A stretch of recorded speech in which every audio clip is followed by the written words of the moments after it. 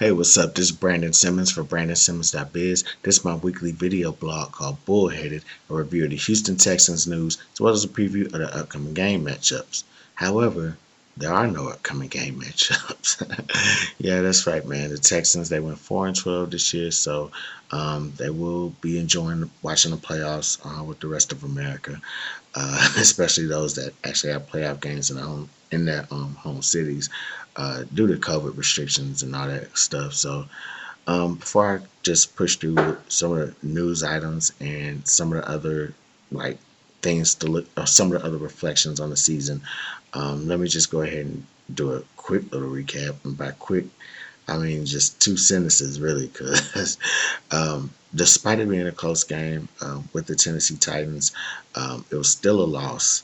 And one of the things going into this and going into that game during the week was whether or not the Texans should have, started their starters or whatever. And so, to me, I wasn't really for it too much. I was like, what do the Texans have to gain from this? They don't have anything to lose from it either. So, unless you want to rely on that whole, morale of, you know, not interrupting the team's playoff hopes and, carrying some momentum in the season, that's fine and dandy. But at the state that this team is in right now, as far as like trying to keep their players healthy and, preserve them for, the new regime coming in, I think it was probably going to be best if they just, sat down a lot of the starters and let some of these younger guys or backups get in there and show off what they can do. But they didn't do that. They put their starters in there. And the big question is, was it worth it? Like, we lost the game. So, I mean, was it worth, risking players for injury for a game that really meant nothing for our schedule other than, maybe we can get to 5-11, but we didn't. And we lost the game on like one of the worst, one of the worst plays you could ever lose it on. So, uh, it is what it is for that. Just glad that that season has wrapped up. So the really the bigger news item for this week, or post mortem week, or whatever you want to call it, for the Texans season, is they finally hired a quote unquote new GM for the franchise. So they hired Nick Caserio, former Patriots director of pro personnel. So the reason I air quoted that is because this is the same Nick Caserio that we tried to, we tried to interview or get at back in 2019, I believe, and yeah, back in 2019, that's when we were hit with those tampering charges. Um, so it's been so yeah, the fact that the crazy part was when I first saw that he was coming in for an interview, it seemed like it was just a fly by night type of thing. It was like it popped up on my Twitter feed and it was like, oh, Nick Caserio is interviewing for the Texans job, and then it's like a day or so later, oh, Nick Caserio is going to become the new Texans general manager, and so with that, um, it kind of made me think. It kind of made me go back to when they made the search committee. And one of the things I said about the search committee was like, oh, this is a good PR move because it's showing that they got Jimmy Johnson in here, they got Andre Johnson in here, Rod Graves, got Tony Dungy. They got all these guys with all this football experience from all walks of football life. They even got in our buddy from the Spurs. Why am I drawing a blank with his name right now? Um, yeah, RC Buford, tripping. So, so yeah, they got in all these, sports guys, that sports personalities, real big names or whatever, right? And so my thought was like, they're bringing these guys in to make sure that they do this right, and also as a PR move to say like, hey, we had all these guys vet them, we had these guys interview them, search for them, so that just it, we kind of covered our behinds with this. You know what I'm saying? So, in a sense, it kind of made me, for a minute, it made me go back to that committee that was put together, and it was like, so was this the guy that the committee wanted, or is this the guy that you brought in because you wanted to get him before, but for whatever reason, you couldn't get to him. So it made me think of that a little bit. And so the way I figured it is like if they were willing to risk, whatever consequence they were willing to risk at that time to actually get him and talk to him, then I figured like, it's no surprise that they brought him back in, and this is the guy they want. McNair, he wants whatever Caserio did with the Patriots. Part of that is, Cesario's credited with helping build the Patriots Super Bowl teams over the past 20 years. He was with that organization, I believe, since like 2001, working in the scouting department and also, on the personnel side of things. So, um, he's found some play. He's credited with finding players here and there, building teams up here and there, and that's perfectly fine for what we got. The Texans could be heading. I'm not gonna say it's gonna be a huge rebuild in the sense of like we got to start from scratch. We do have a quarterback, a franchise quarterback, but there are still things that I think that kind of need to be put in place. Things that can be improved on all around Deshaun Watson. Um, you know, um, Definitely we could probably use a little bit more help on the offensive line. We could definitely use another receiver, running back, um, defense, probably defensive line, considering where JJ might be going, and if JJ is, potentially sent somewhere as in a trade or anything, then we need to, kind of make sure we're getting something back in return for him. So it's a lot of things the Texans are gonna need a lot of help with rebuilding, in a sense, and more so rebuilding around Deshaun Watson. So who else to bring in other than the guy who's probably built the Patriots around Tom Brady? So I mean, I know how the fans feel. Is dang, another former Patriot coming to the Texans, because that former Patriot tag is not really holding as much weight as people think it is. You look at somebody. I mean, yeah, you look at Bill O'Brien. What he ultimately ended up doing to lose his job. Um, you look at a guy like Josh McDaniels, who was a former at one point when he was the former Patriots offensive coordinator. He was head coach of the Denver Broncos, and that his tenure ended up with Tim Tebow being a starting quarterback. So you can kind of see, you can kind of tell where that went and how that went. Matt Patricia, former defensive coordinator for the New England Patriots, former Patriots defensive coordinator. Um, you see what he did in Detroit. Shoot, Texans were there at his last game. Like they got him fired. So they was the second former Patriots coach they got fired this year. So um, it that former Patriots tag it's really shocking a lot of people. It's really turning away a lot of people right now. So I would definitely I'm definitely feeling what the fans are feeling as far as like we got another former Patriot this over here. So um hopefully he can break the former Patriot curse, whatever that if there even is one. And hopefully he makes you know the similar choices he did with the Patriots that helped him, and use those choices on us. So that's where I'm at with that. Thoughts on the season. So now that we're wrapping up, I just want to give like a few thoughts on like how the season has went, and there's not a lot of positive thoughts on here. Um, Mainly these are just takeaways. So JJ Watt's frustration, and I mean, I think for the longest time, I think people have thought about, what would happen if JJ left or if he was sent away from the team. And I don't think a lot of people have really just thought about it to the point where it's a serious thought or they seriously believe that it could happen.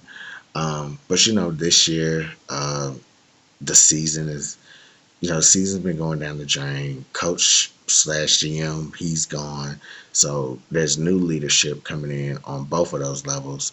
And with this team playing the way it has, probably a lot of guys' futures are in jeopardy. So um, this team could really be remodeled and everything. And you couple that with uh, JJ just being as visibly frustrated as he's been, like uh, in any of these seasons, and really just to think about like JJ Watt's career. Um, he came in 2011, and that was the first year that we made the playoffs. So we made the postseason again next year. So his first two seasons, um, JJ's first two seasons, we made the playoffs. 2013 missed them. 2014 missed them. Um, 2015, 2016 made them. 2017 missed them. 2018 we got back. 2019 we got back, and 2020 obviously we missed them. So it's like three times that we missed the playoffs with JJ Watt on the team. And so I mean, I'll say this: he's, if anything, he's lucky that it's been three times in his career that he's missed the playoffs. Because this dude's that's been on garbage teams for years. But I guess that's really not the point at all. Um, but back to his point of just being visibly frustrated. It's every other week we're seeing the clips of like he's just giving short answers, and it's, I can imagine it's tough. For a guy that's for the most part been the best player on his team for a while, and now is really that's really starting to turn over into Deshaun Watson's favor. And this week again there was another viral video of JJ Watt saying, in this video he's saying, I'm sorry that he's apologizing to Deshaun that, I'm sorry that we're wasting, one of your years. Because I mean, to think about it, maybe JJ's thinking like, y'all kind of wasted some of my years being down here and all that. But man, it's just part of the game. It's just part of the business, and any fan will tell you that. Like some of these teams, like they just mismanage. They just unfortunately they just mismanage talent, which is mismanaging opportunities for a lot of players' careers, a lot of their lives. So in this case, yeah, the Texans, they probably didn't do enough to put championship teams together. They put quite a few playoff teams together. They got quite a few division titles, but they just didn't do enough to put a championship team together. And for JJ, yeah, he's one of the best defensive players of the decade. But he's only one player on that team, so it's like you got that one player going against, you can't have one against 11. You got to, put another 10 out there to help him fight the 11 and all this other stuff. So he can't play offense, even though he tried it. So, he feels like he's given all that he has to this organization in a nutshell. And, he's getting older. So, yeah, he's frustrated that, like, dang, this can't be it. You know what I'm saying? So, um, that's just my thoughts that really stood out to me with that, and that's something that I've seen a lot of fans talk about as well. That I want to just just kind of speak on and just give my 2 cents in on also. Another thing that I kind of took away from this year is the performance of the receiving group. And I only highlight the receiving group, obviously, because, we gave away a key member of that group, DeAndre Hopkins. And so when the DeAndre Hopkins trade first popped off, um, this is when they started making all those moves of, signing Randall Cobb, um, bringing in, bringing in Brandon Cooks, just, kind of making a little bit of a of a replacement type deal for getting rid of DeAndre Hopkins. And granted, DeAndre Hopkins is one of the best three receivers in this league, a top three receiver at most. And so it's like it's going to be hard to replace him on any level. And I guess what they were trying to do was, trying to get like these, somewhat speedy receivers for Deshaun Watson, where he can like either throw it to the middle, throw him on some, quick screens, quick routes, and all that. Probably get some deep routes going. Um, and I'll say like it worked for what it worked for. Um, I think one thing is they didn't have enough. I don't think they had enough time to really acclimate themselves with each other. With everything going on with COVID, that shut down a lot of things. That shut down a lot of close contact and all that. So um, I don't think those guys really just had they really just didn't have the time to like just really connect and, you know, do routes or whatever, especially when they have all these, shelter in place restrictions and all that other stuff. It's going to be hard for them to like kind of get together and get that timing down and all that before training camp. Because I mean, by the time you get to training camp, it's it's either like you kind of come in ready to be conditioned, or you kind of just you're kind of locking in with like more so of what the team is going to do, and not so much um, your relationship with the skills players. And so I just feel like they needed a little bit more time together, and it probably would have been it probably would have been a huge it probably would have been a big thing. It probably would have been successful. Um, but they didn't have that time, and it is what it is on that.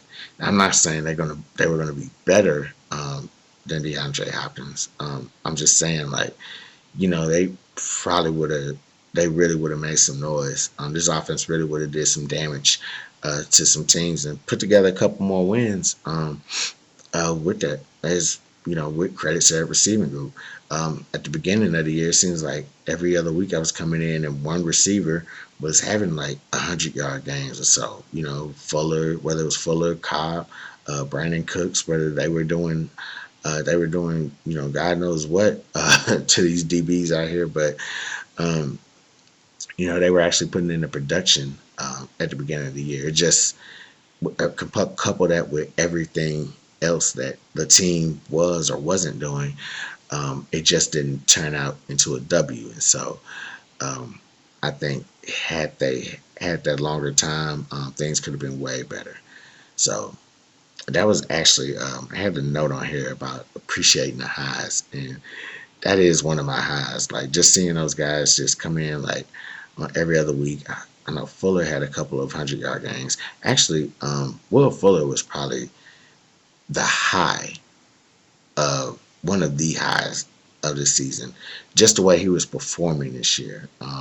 He was healthy for the longest part of this year, and he was, and I was like, oh, Will Fuller really about to do the damn thing this year.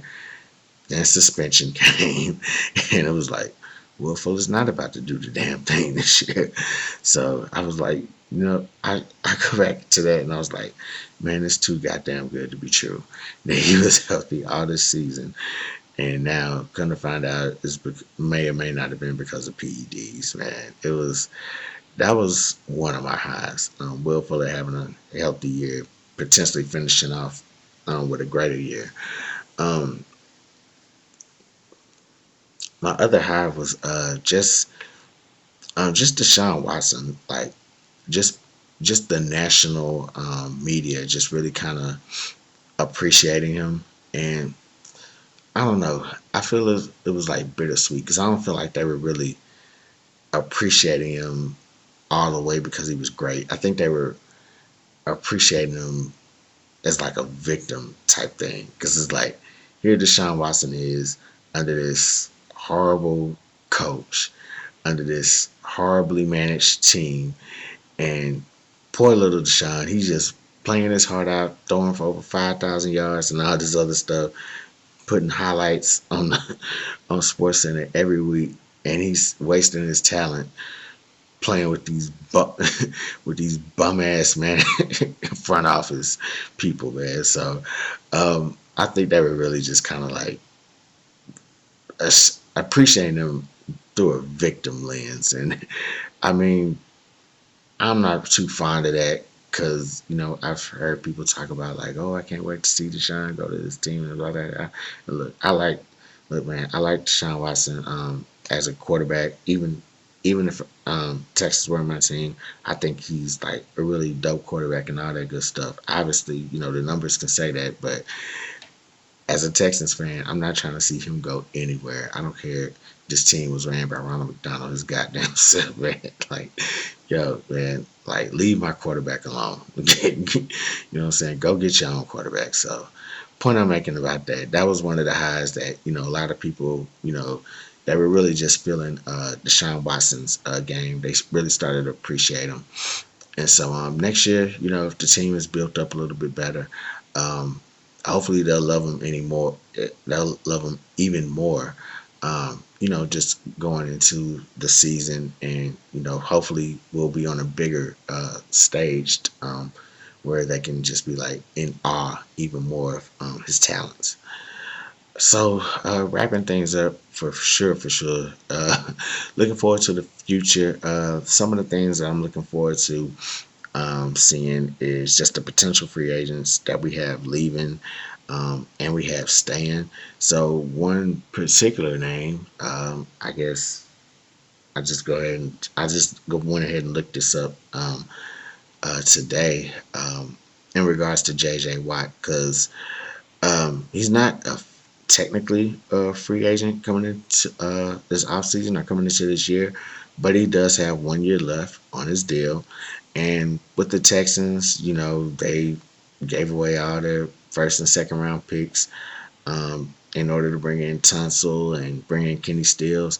And so, what I would say is, like, if the Texans can get a deal off this offseason, maybe to get a second round pick back or get a first round pick back or something like that, I think they would really pull the trigger on making a trade with JJ Watt. Now, I'm no, um, excuse me, yeah, no, uh, I'm no salary cap guru or, well, the reason I'm not one because I'm cheap.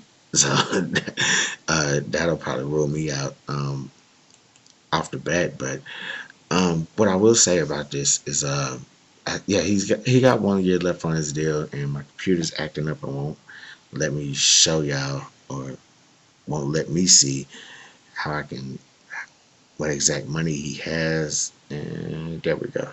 It's way at the bottom. I'm stupid. All right. Oh, I still won't do it. Oh wow. All right. So anyway, he has 1 year left on his deal, so it's nothing for a team to just really, trade this guy off for 1 year left. I think it's like 17 and a half. Um, so I don't know if teams are willing to just take on that much, for an aging yes, 17 and a half is the cap hit for next year. So I don't know if teams are willing to take that much money on for like an older, you know, for an older player, such as Watt. Like he's still good, he's still getting it in or whatever. But um, if they're willing, how much are they willing to give up? And that have to take on that price tag, and possibly have to sign them. It's pretty much going to be it might be a 1 year rental. To be honest with you, the Texans can get him off in the trade.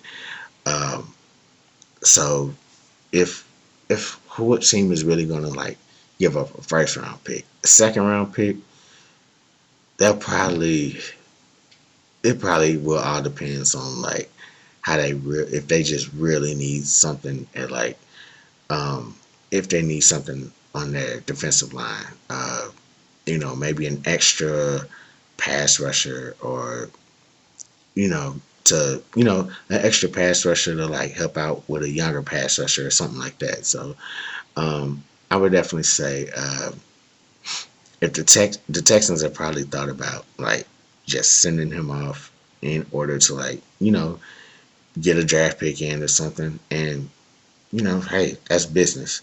That's business on what that is. As far as the other free agents that we have going, it's quite a bit of guys that's on this list. Um, my computer's still pulling up, but anyway, um, yeah, Tyrell Adams, he's on here just to like kind of name guys that's on this list, and I like the way Tyrell Adams played for us, like filling in for players or whatever. I think he filled in for Brendan Scarlett, if I'm not mistaken, but Scarlett's actually on here as well, along with Dylan Cole. So um, anyway, so yeah, those guys are on here.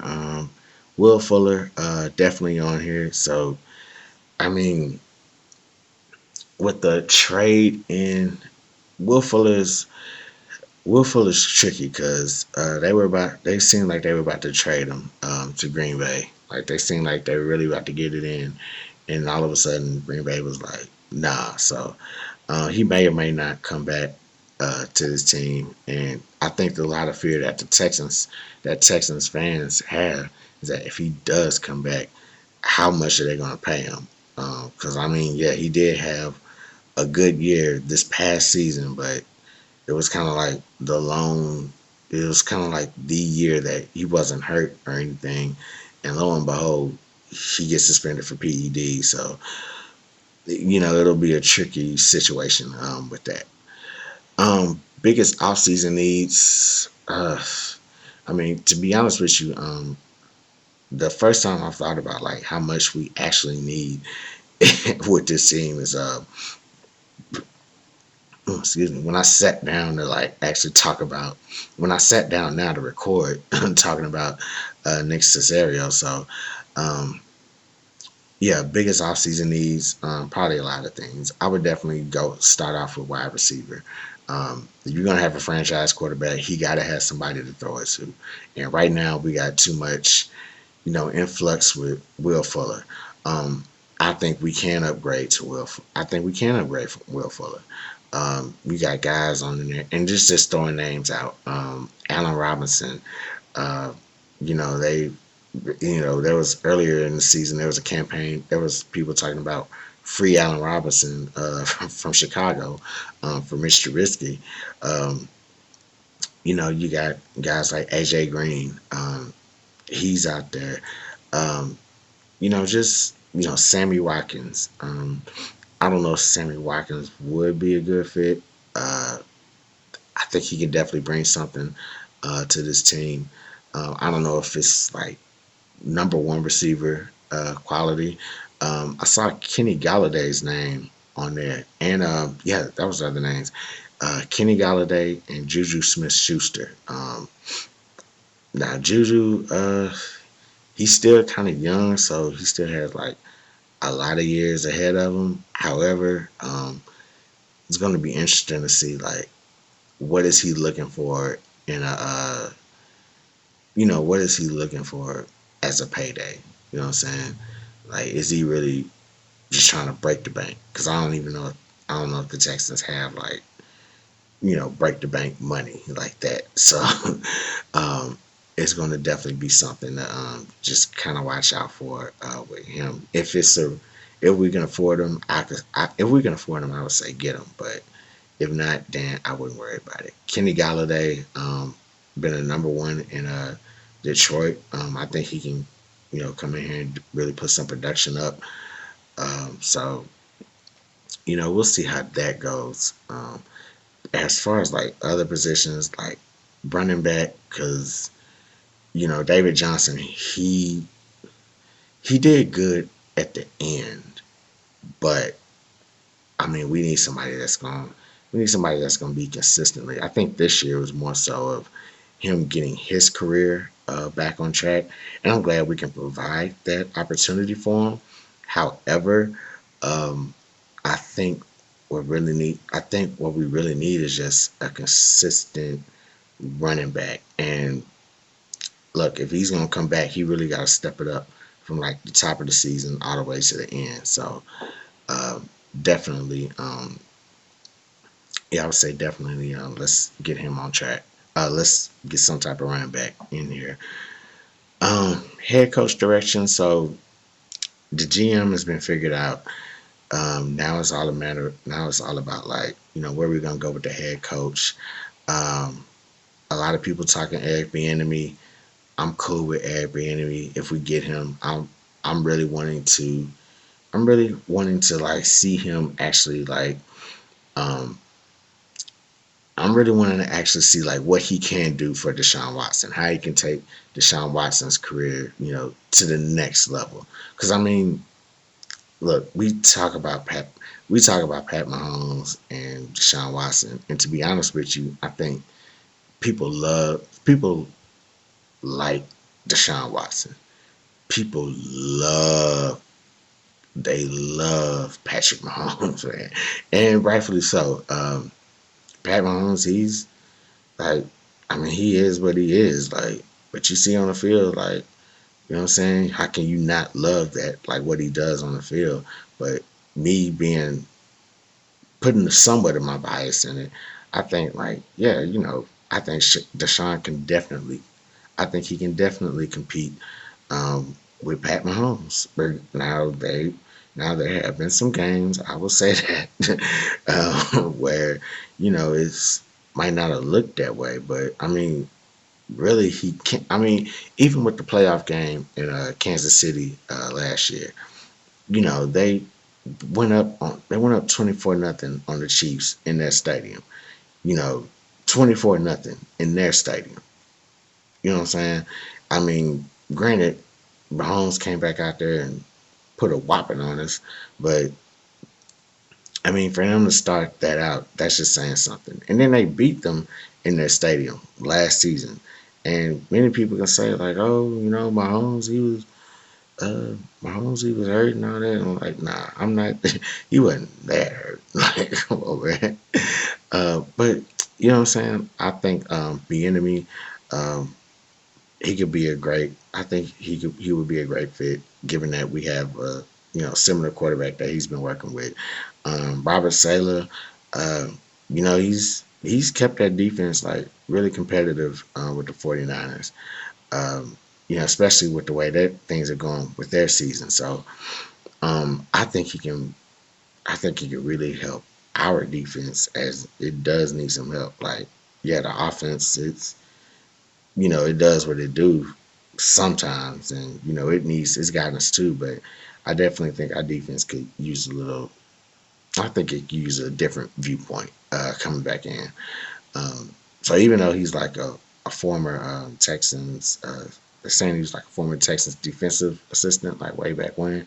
I still think he can come in and just like kind of rejuvenate that defense and get them going in the right track.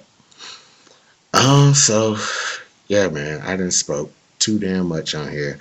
Uh, and probably just for me, just getting everything off my chest about this season. All in all, man, it's been another great season for just watching the Texans, just covering these guys. This is something I really like doing or whatnot. I appreciate all the love, everybody who's watched it, everybody who hasn't watched it. Go on, sit down. You ain't got nothing else to do. So let's get this thing going. But with that being said, that's all I got. If you're watching this on Facebook, like my page, facebook.com/BrandonBlog. If you're watching this on YouTube, please click that subscribe button and hit that like button. Other than that, I'm Brandon Simmons for BrandonSimmons.biz. Holla black.